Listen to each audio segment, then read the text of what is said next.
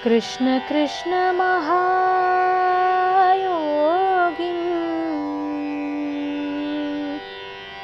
Vishwatman Vishwabhavan Prapanna Pahi Govinda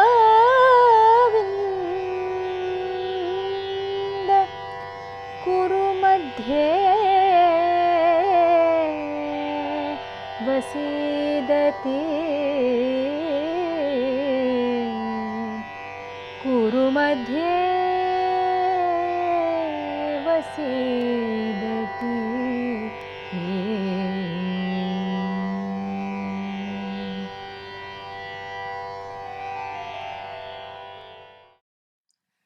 Hello. So today I wanted to discuss the episode of the gambling match which is played between the Pandavas and the Kauravas.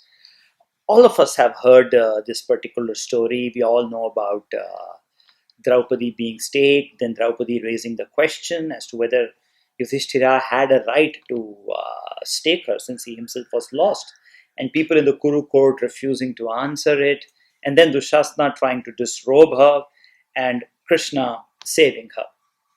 All of us have heard this story, seen it in a lot of paintings, read it in poetry. There is the famous Panchali Sabadam by Mahakavi Subramanya Bharati. So, as I was reading this particular episode, something struck me. You see, the first animate object which Yudhishthira pledges in the gambling match, he starts with pearls and gold and all that, but the first animate object which he pledges is actually 100,000 serving girls. I'll read from the Mahabharata. He says, I have 100,000 serving girls who are adorned with golden bracelets on their wrists and upper arms, and costly garlands around their necks, attired in rich garments, anointed with sandal paste, well skilled in 64 elegant arts. With this wealth I play you now.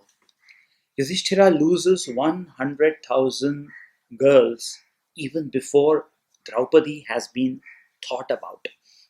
So, this was a point which I was contemplating, that on one hand we are all taught through the Mahabharata about respecting women, breaking the bonds of patriarchy, etc.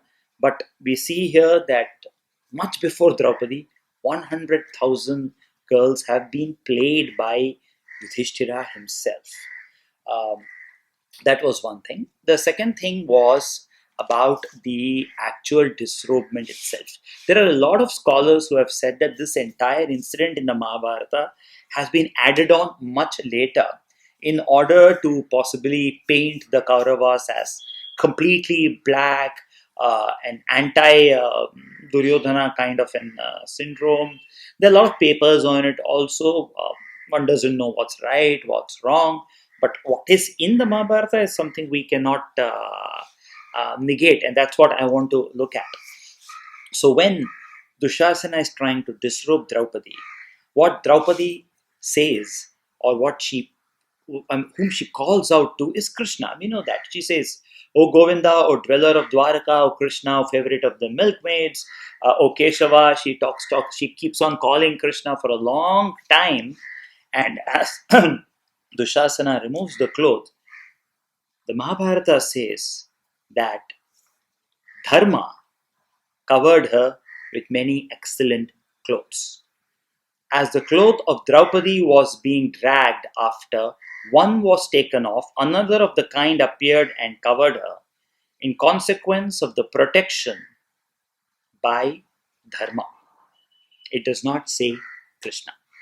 She is calling out to Krishna, she is calling out to her Sakha to save her. Yes, this is the name which will frighten Dhritarashtra to return all their property back, but the person who clothes her is Dharma.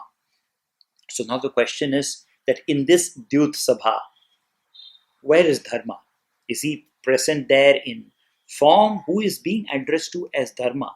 We know that Yudhishthira is Dharma Putra, the son of Dharma. But who is Dharma? Is Dharma present here in this court right now? Yes, he is.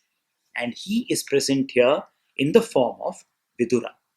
Because of a curse by sage Mandavya, Yamadharmaraja has been cursed to be born as a mortal, and he is born as Vidura.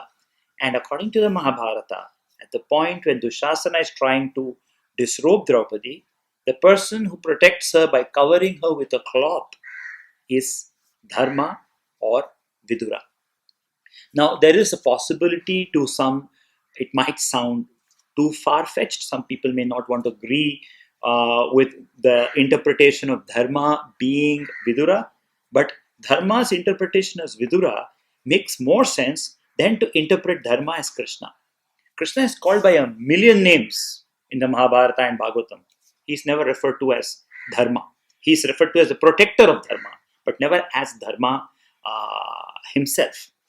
And so this was an interesting point, and I've heard that in Karnataka there is a sculpture which shows Vidura rushing with a sari to clothe Draupadi as Dushasana is trying to disrobe her.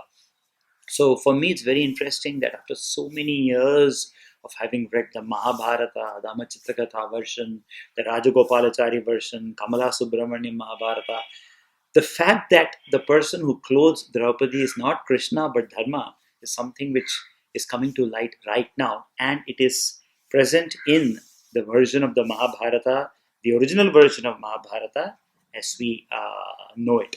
Some food for thought.